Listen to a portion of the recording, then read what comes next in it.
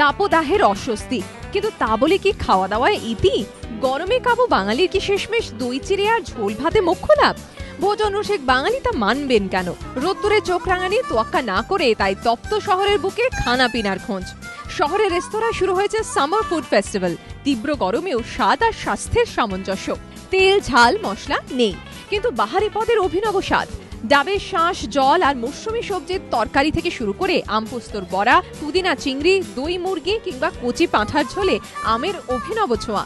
পাশাপাশি রয়েছে স্টাফড করলাও। খাদ্য তালিকায় নতুনত্ব, আবার স্বাদেও নতুনত্ব।